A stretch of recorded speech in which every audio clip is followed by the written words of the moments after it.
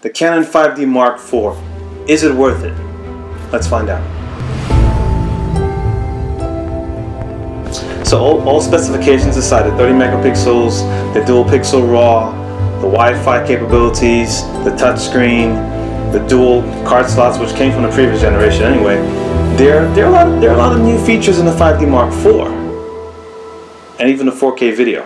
However, for most enthusiasts right now, the technology that's in the Mark IV, it's new to Canon, but it's old compared to the rest of the industry. And so a lot of people have a lot of mixed opinions about this camera. A lot of people say it's not worth it, especially at the price point over $3,000.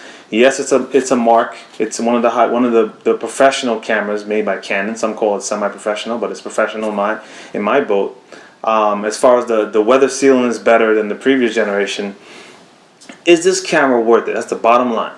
If you're a person who's just getting into photography and you have about $10,000 or maybe $5,000 to invest, not just in the camera, but in camera equipment, I would say hold off on the 5D Mark IV.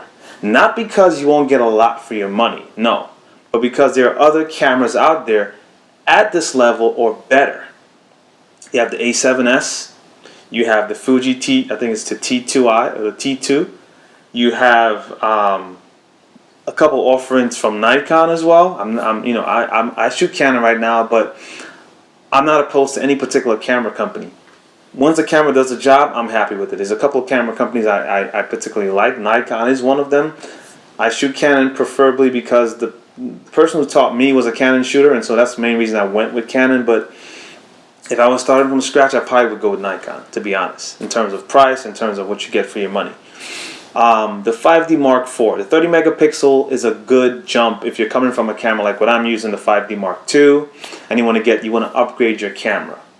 However, in the age of mirrorless cameras, where they're smaller and they're capable and they work just as good as a regular DSLR, it's hard to say should you really buy a full-on DSLR camera or just go mirrorless.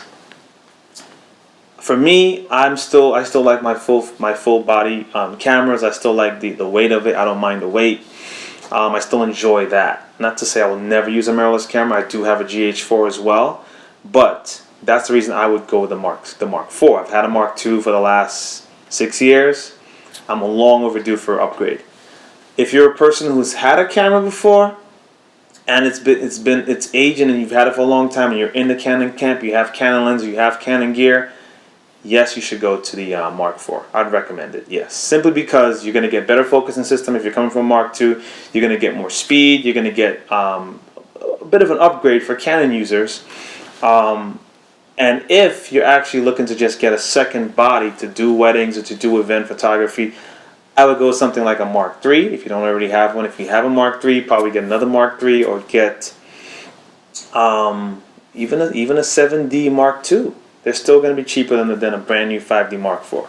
So the 30 megapixels is worth it. It's a nice upgrade from an aging camera system. Touchscreen, it helps, not a big deal. The dual pixel RAW, it doesn't. I've actually written a blog post about this. It doesn't give you adjustable focus in post. It just gives you focus refinement or sharpness in post. It's a bit of a subtle adjustment. It's not an actual focus direction decision type of thing. It's more of you can make some fine adjustments to your focus. Doesn't make it less out of focus or more out of focus. It just gives it more of a pop and more definition. Yes, a lot of people are saying the technology is old. Yes, a lot of people are saying the camera is not worth it. But a lot of these people haven't had the camera in hand and have actually been able to test it. So right now I'm going just based on the paper and the information that has been presented to us. And this camera is still on pre-order. It hasn't started shipping yet. Once they're out in the wild and people have had a chance to work with it, especially the 4K video, I believe the Mark IV is going to surprise a lot of people. I believe the Mark IV is going to be an added bonus. So I give the camera out of from 1 to 10. For people who are buying a new camera, I would say 7. There are other options out there. You can save some money. You can get yourself more acclimated with photography and then upgrade to something like a Mark IV or even better. For those who had an aging Canon camera and you're a Canon fan all the way, you like the big body, you can afford to either sell something or do a couple of projects and afford the Mark IV, I would say it's worth getting. This is Colin Cromwell here. Till next time, peace.